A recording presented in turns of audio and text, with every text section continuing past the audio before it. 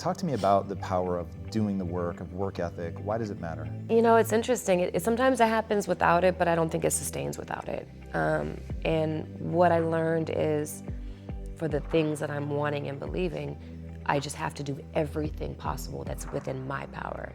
And there's some things that aren't within my power, and that's where I trust God. But what isn't within my power, it's whether it's getting the proper sleep, whether it's learning your lines, whether it's researching the character, whether it's watching movies for reference, whether it's picking a subject matter, a person to study, or working out, or eating healthy, or whatever it is that you need that's gonna make you better at what you wanna do. It's doing every single bit of that you can possibly do, and going above, not just doing just enough to get by, but going above. And then after that, it's like, if it's supposed to happen, it will happen. And chances are, if you do the work, it likely will happen.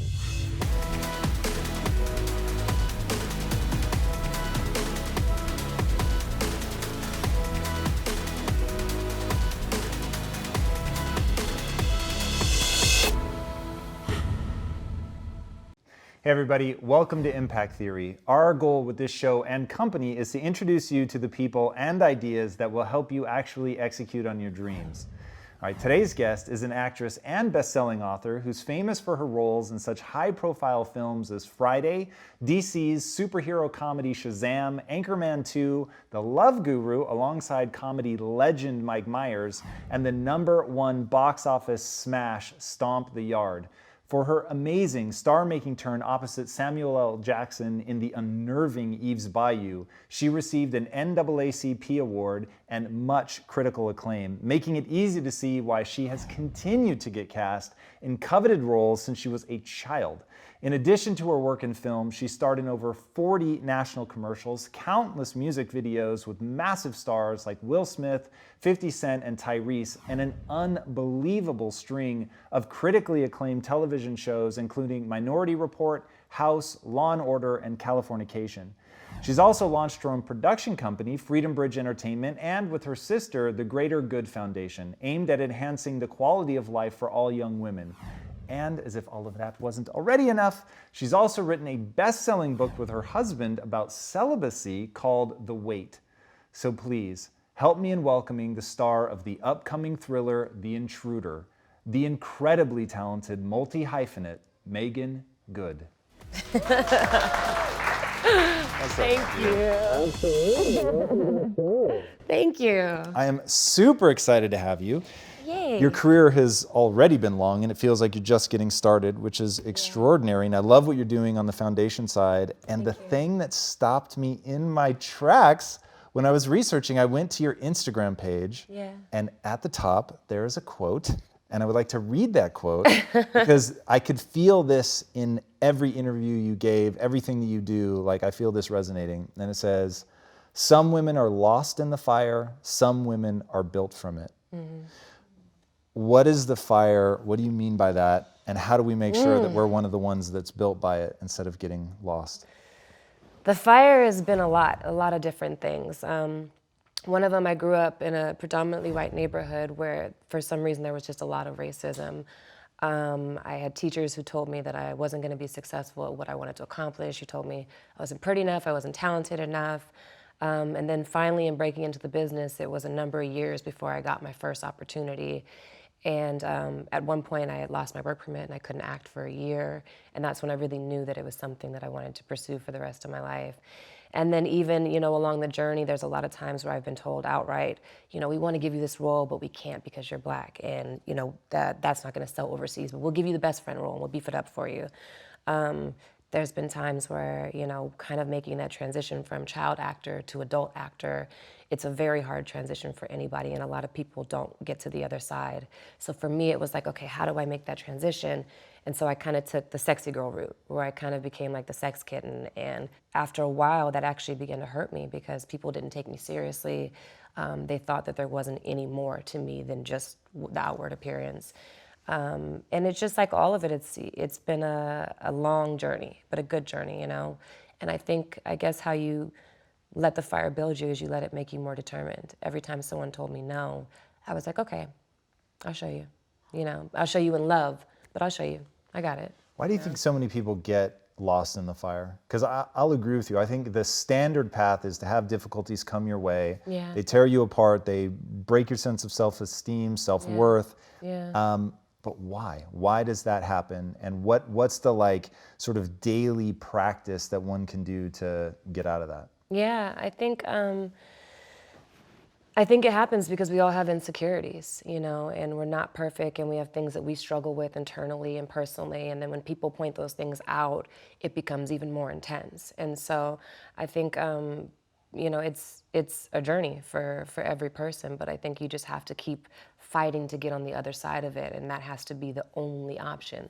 There is no other option. And so, you know, it's just about each season pressing forward, you know. Now that's really interesting. It's the only option. You have to make it the only option. Yeah. So I love that. I think that's really powerful. Thank you. You work a lot with young women. Mm-hmm. You work a lot with women in prisons, which I found really, really interesting. Yeah. How do you help them with that? Because I think if people could really adopt that notion of, I am going to be successful no matter what, and you know, I'm going to keep focused on that, that it would be a pretty radical change. So how do you help them with that? Sort of backing themselves into a corner, essentially. Yeah, I mean, I think I'm a believer that everything we go through in life is for a reason.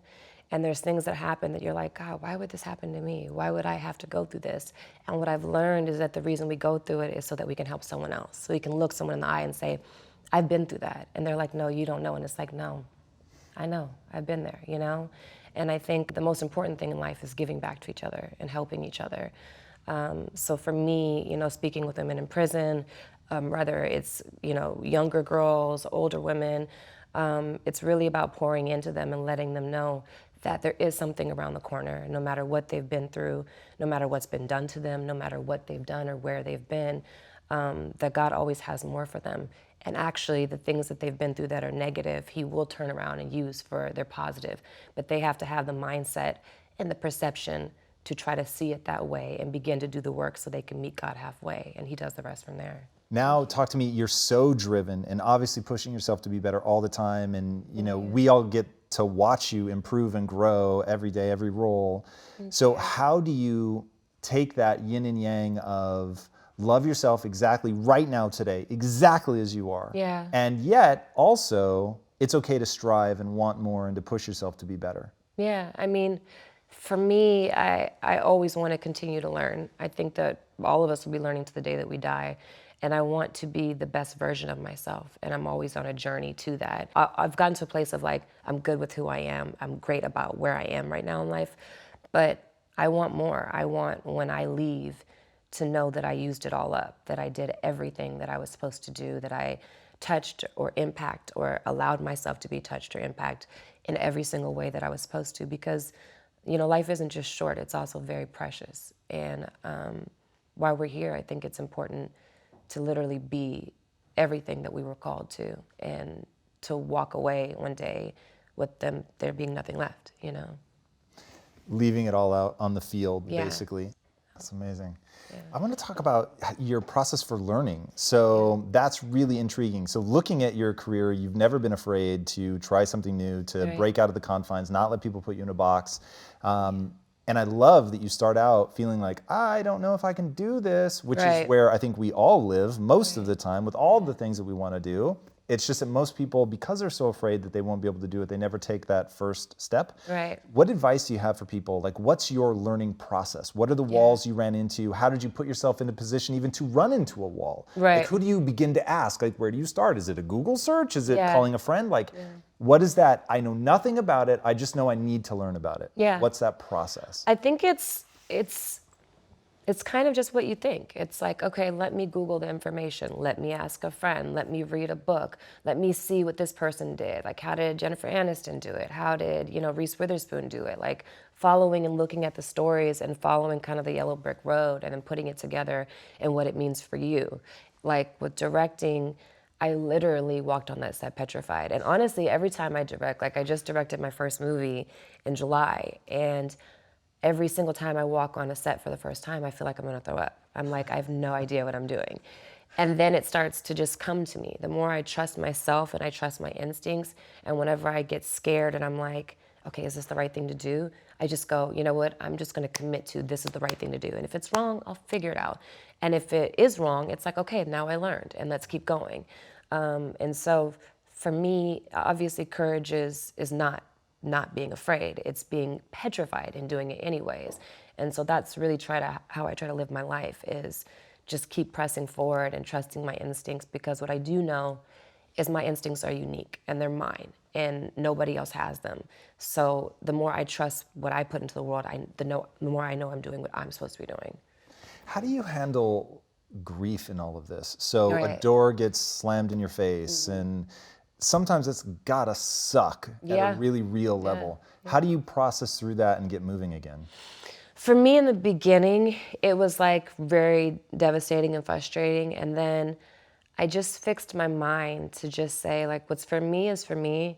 No one can take it from me. And what's for someone else is from someone else, for someone else, and I can't take it from them. And that's how I taught myself very early to not compete with other women, and just, I want to see them win. And what belongs to them, I can't take it, and vice versa. And so in terms of the grief of, the frustration of certain things not working out or not being fair, I just fixed my mind to say, okay, so sometimes these things aren't fair, and I have a choice. I can be mad, I can be upset, I can be hurt, I could be, jilted and have a chip on my shoulder, or I can choose to say, let me just do what I can do to change things for the little girl behind me. Let me continue to push forward and be very thankful and happy for the things that I do get a chance to do, because I could be doing something else, I could be working somewhere where I'm not happy and not doing the things that are really in my heart and not following my passions, but I get to follow my passion every day.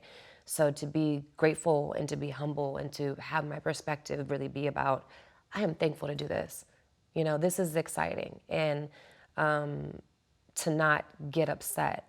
If it was mine, I would have it, And so I've just changed my mind about how I look at it and how I think about it. And of course, there's those roles you go in for, and you're like, I really wanted that. But I just choose to say, you know what, I'm gonna get really excited for who did get it, and get excited for the thing that's mine that's coming. So I love that you say that's a choice. yeah. That you choose to be excited for the other person. I think that's really strong. Your attitude and the way that you carry yourself and all that make you a hero to a lot of people, first of all, and then a lot of young women especially. You've said that your mom is your hero. Oh yeah. Why? Mommy. She's amazing. Sorry, I'm gonna cry. She just, she's done so much. She was married when she was 19, and my older brother, he stopped breathing when he was a baby, and he got brain damage. And she raised him by herself. And then she got remarried to my sister and I's father, and they were together for 10 years. And then my dad was LAPD for 26 years, and he was, constantly working. So she raised me and Lamaya by herself. So it was me and Lamaya, my older brother, Colbert, and then she adopted my younger sister, and she raised all of us by herself. And there were times where, we had this 3-bedroom house, and we had one extra room built on the back. And I look up, and 18 people were living with us, because my mother would literally take in everybody and literally care for everybody. And she really gave me that heart.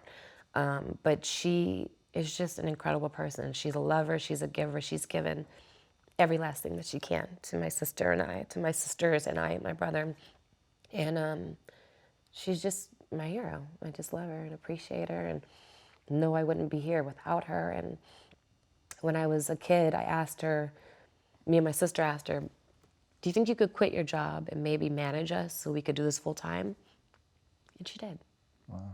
And by the grace of God, we were successful at it, but she had to know in her heart, and she had to believe in us enough to say, this is gonna work out. Because who in their right mind quits their job and it's like, I believe my kids can do this, unless they really have faith. And she did, and I'm sitting here now because of it. So. You put a quote up from Martin Luther King Jr. that said, faith is stepping on the first step and you can't see the rest of the staircase. Yeah. How do you, or maybe what did your mom teach you about that? Like, what does she say about taking that leap of faith in that first step? It's interesting because the way my life is framed is it is literally that quote. Just doing what I do every day, it's a faith walk. It's a faith walk that I'm going to do well. It's a faith walk that I'm going to have another job. It's a faith walk that I'm going to go in the direction I want to go. Every time I get off a movie or a TV show, I have to have faith that I'm going to get another job. I have to hope and pray and believe that I am.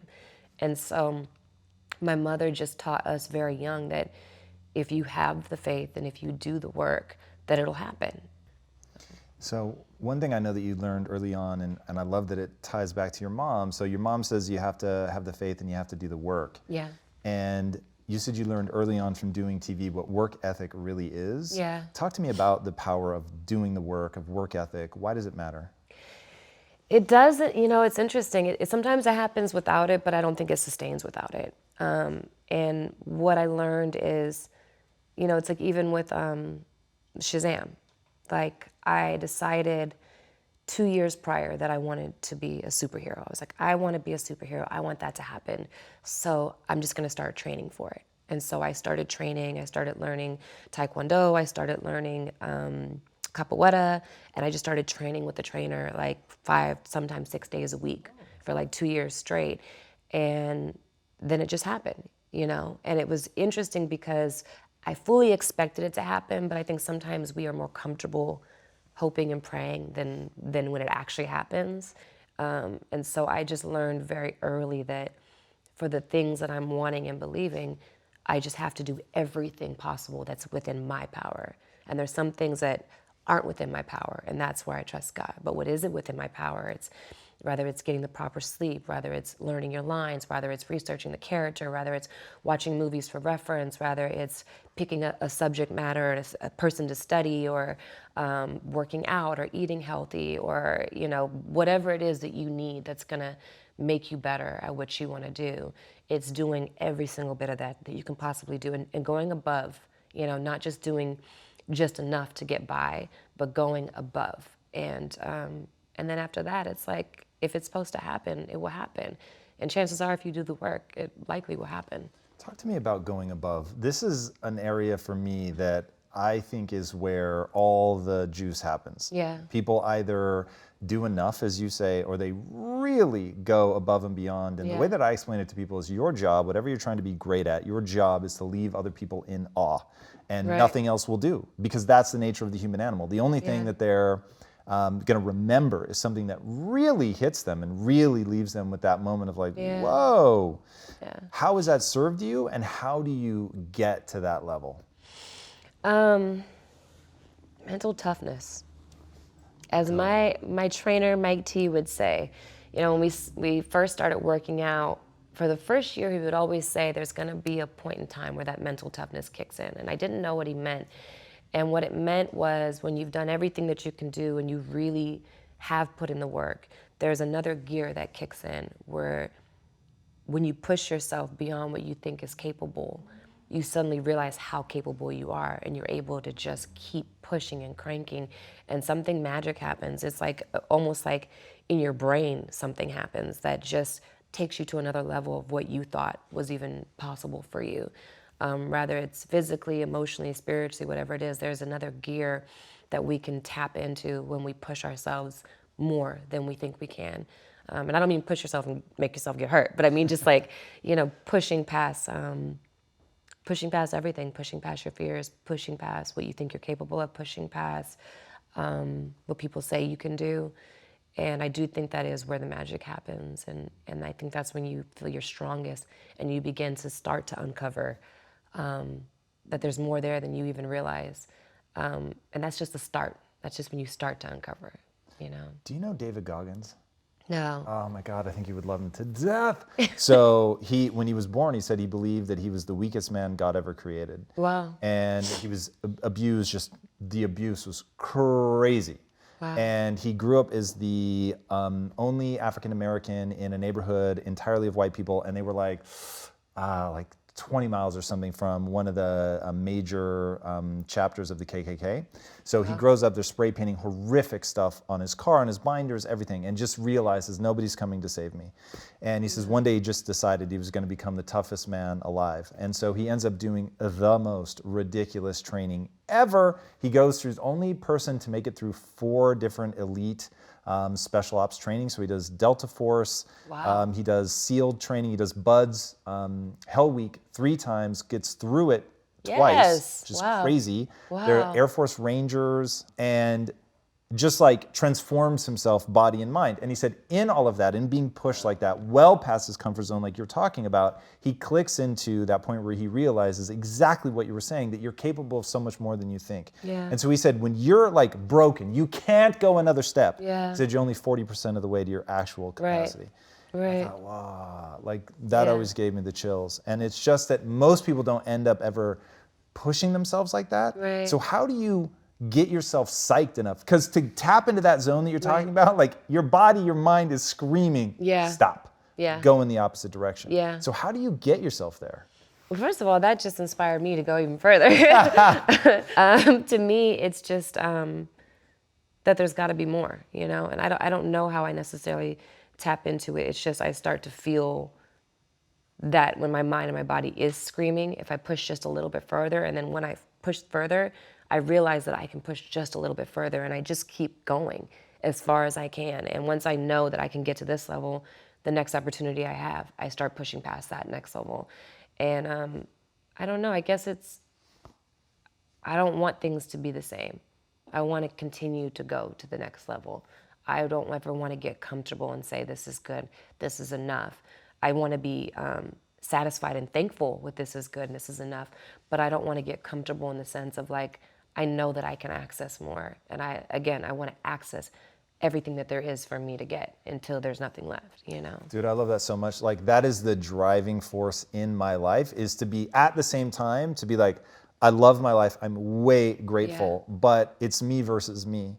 And I want to see like, how much more can I do? So when people ask me like, what's the purpose of life? For me, the answer is very simple. How much of my potential can I turn into actual skills?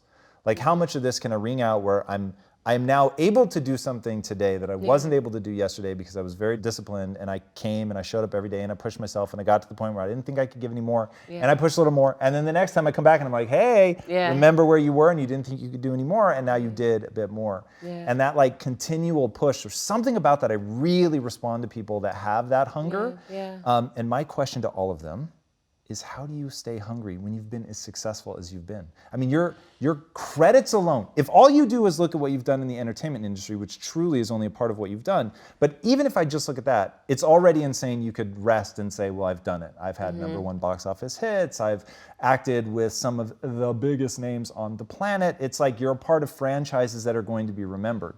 So it's like, how do you stay hungry? I feel like I'm just starting. I don't know, something about it, I feel like I've been doing it forever, and I feel like I'm just getting started. And I don't know why I feel that way. I just am excited about what's next. And but I do think there is truth to, like, you know, we often think, well, if I just accomplish this, this, that, and the other, then, you know, that'll be good. And then you get there, and I think everybody pretty much always realizes is that once you get there, you're like, oh man, okay, well, if I just accomplish this, this, this, this, that, then I'll feel, you know. And I think that sometimes it's an endless cycle in a negative way for some people, because they think once they accomplish those things, they'll be happy. And then sometimes it's a positive cycle for people because it's just about continuing to elevate. For me, I don't know, I just feel like there's so much I want to do that I haven't done yet. And there's so many different things to tap into that I haven't even begun to scratch the surface. Talk to me about what you're doing now to push yourself. The Intruder looks awesome. Thank you. Dennis Quaid, super exciting. Yeah, he's awesome. So really how do you keep pushing yourself to do something new on screen, to reinvent? Like, what's your process with creating a character that's going to be unlike anything we've seen you do before? Like, so many actors, you can just sort of see them get stale over a career, but that hasn't been your case. Thank you. So how did you approach The Intruder? Like, how do you keep it fresh? Yeah, I try to be conscious of that everything is different, you know, and sometimes these are parts of yourself. I mean, there's always a part of yourself in it to some degree. Even if you get rid of everything about you, there's still parts of you because it's how you download and process and emote. But for me, I try to be conscious of making sure that every single character is different. And sometimes that means picking case studies, people that I feel like are similar to this person and looking at the reasons, not what they do, but the reasons why they do. And then there's why they do what they do, and then what's like the deep-rooted thing that's below that, and just kind of discovering what that is. And then yeah, I mean, it varies for different characters. So sometimes it's something that's inside of me that I completely understand that I don't get to express, and in this way I can express it exactly how I'm feeling it without any filter, any judgment. It just is. And then other times it's someone that's so different from me that I kind of don't even know where to start, and so I just start to pick apart the behavior and what kind of person this is and what they've been through and what is the backstory. And then other times it's case studies. It's like, wow, this person is very much like this person. Let's find out what is kind of the science of everything that she is. And so I just try to be conscious of finding different things every single time. And by the grace of God, there's been just some great stuff I've got to do along the way. And I think for me, the biggest thing is saying no sometimes. So what was it about The Intruder that drew you to this particular project? Yeah, I was excited about this character because I also loved her heart. There was something about her that to me was something that about me that a lot of people don't see unless you know me well or unless we're talking like this. But I just have such a heart for human beings. I'm very empathetic and compassionate. So when I see someone else cry, it makes me cry. And when I see, someone on the street, it breaks my heart. And when I, it could be anything. And so there's so much of that inside the character of Annie, where she's not 100% naive. She's just the type of person who wants to believe the best in everyone and really gives people the benefit of the doubt, and probably to a fault. Yeah, I just thought it'd be a fun character to play. So. That's really cool. Speaking of something else that you're fully in and involved with, tell me about your marriage, which from the outside looks beyond extraordinary. What are some of the tools and tactics that you guys use to make your marriage as extraordinary as it is? There's a lot of things, and thank you. Literally, just like thinking about it makes me smile. Because he is literally like one of the best things that's ever happened to me. And when I say best things, like God being like the top best thing. So. Why is that exactly? Which part? Why is he such a good thing in your life? Because he has brought a lot of healing. I was already on kind of a road to healing and growth at the time we started dating. And when we got together, because I had, I didn't have like a bunch of bad relationships or anything, but I had stuff from my dad not being in the house. I had stuff from past relationships. I'd been in a relationship that was verbally abusive, and I just had stuff from the years.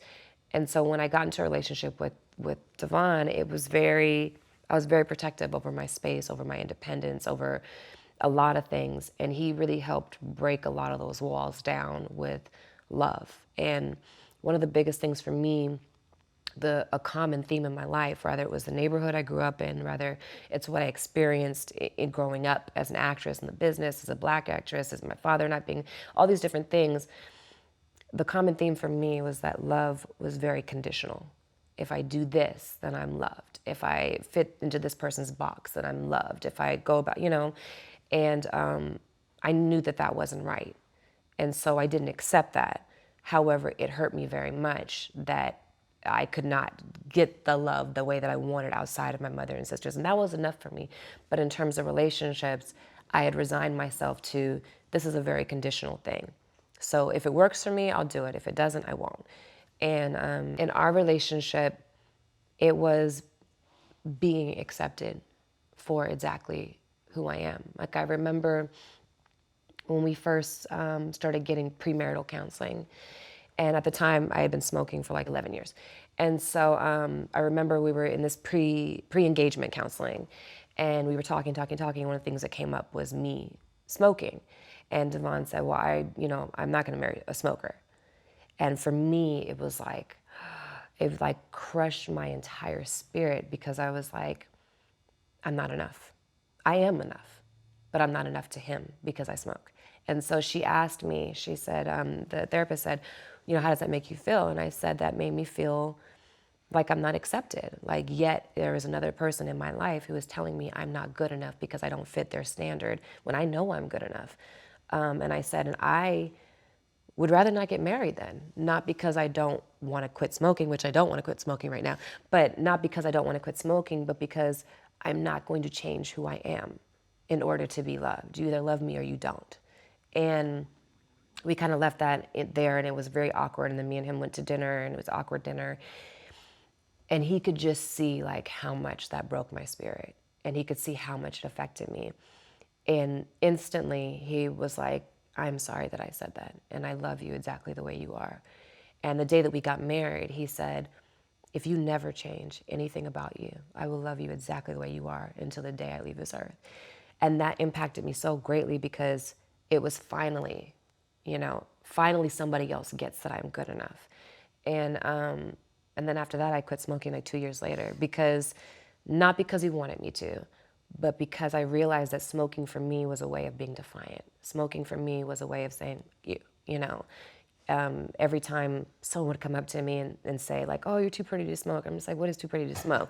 Or like, oh, I can't believe you're a smoker. Like, I'd be like, yeah. And then I'd practically like want to blow the smoke in your face because I'd be so aggravated. But that's like child actor trauma stuff.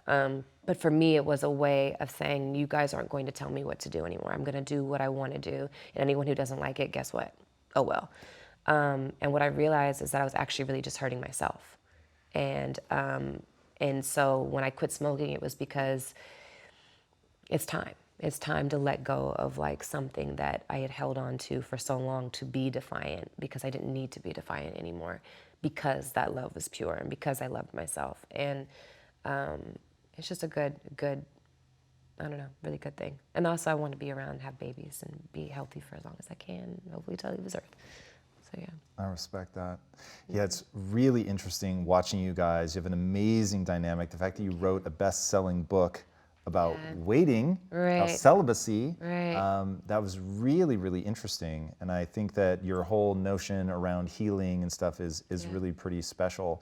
Do you guys have any particular communication tools that you use to make sure that you're talking? It sounds like you guys used therapy even before you got married, which is very powerful. I don't know if you've continued that or... Oh yeah, yeah. I mean, we try to do it every once in a while for maintenance, to be proactive instead of reactive. We did 4 months of pre-engagement counseling so that it wasn't like premarital counseling, which is like there's pressure now because, you know, you're getting ready to get married and you get this thing has to work. So it was like before we even got engaged, let's sort through the stuff. And there was a lot of stuff on both ends. And then now it's, you know, we do it for maintenance. And the biggest thing is communication. We have those hard conversations that sometimes, you know, can be slightly brutal because we will be so honest with each other. But if you aren't that honest with each other, then how can you expect the other person to know? And we never assume that the other person knows how we're feeling. Even if it's like, okay, you're supposed to know me almost better than anyone else in the world. You're married to me, you live with me every day. We don't make those assumptions. And we communicate rawly. Yeah, and then just like one of the things I learned in the beginning was never establish anything you can't live with for the rest of your life. You know, that was a big thing for me. It's like I want to go into marriage and I want to be fully myself. And there's some things that I do that he does differently, or some things that I do that he's like, you know, if I go out to the karaoke, it's not his favorite thing. He might go once in a while, but that's not really his thing. But I had to establish that I am someone who likes to go to karaoke often, and I am someone that, you know, who'll have a glass of wine or whatever it is. He doesn't drink at all, but it was like I have to establish who I am out the gate so that I can continue to be myself, and whatever growth that happens within me, but it happens because it's between me and God versus trying to be someone that someone wants me to be, or vice versa. And so we kind of threw that stuff out of the window, where it's like, you be you and I'll be me. We don't always have to agree, but let's have mutual respect and let's have unconditional love. So. That is some really good advice. And that whole through line about being yourself, finding your voice, and having the courage to stand by it, I think is extraordinary. Thank you.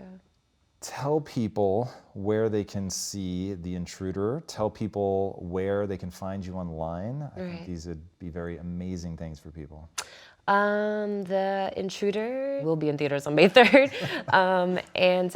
All my social handles are at Meagan Good, MEAGANGOOD. And yeah, that's where. And yeah. They should do that. I will speak very highly of your Instagram account, which I think is extraordinary. Thank you. So people should definitely check that out. Thank you. What's the impact that you want to have on the world? I want to encourage and inspire people to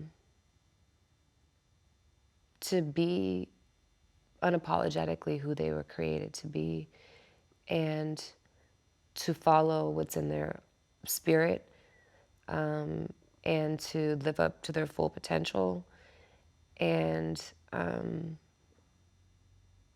want them to be free, you know? I really, really want people to be free. And I work at being free every day, but free to just live and be exactly who you're supposed to be without any fear of anything except for potentially not being that. It's a damn fine goal. Guys, I don't know many people in the public eye that have been able to find their own voice and stick to it the way that she has. I think it's really extraordinary. If you haven't seen the trailer for The Intruder, go check it out. It looks amazing. Not only does she look awesome, Dennis Quaid looks to be in rare form. I think this is one you're gonna wanna watch, so be sure to check that out. Meagan, thank you so much. That was extraordinary advice for people, and thank you so much for coming on the show. Thank you for having me. Absolute pleasure. Hey, Thank bring you. it in. But it made me stronger. There's nothing I can't get through. There's nothing I can't overcome, because regardless of what people try to bring me down, like inside I found like, oh, cool, I can push through. These people can't tell me that I look gross and whatever, and I can't do this. Like, no, I'm gonna push through, and I'm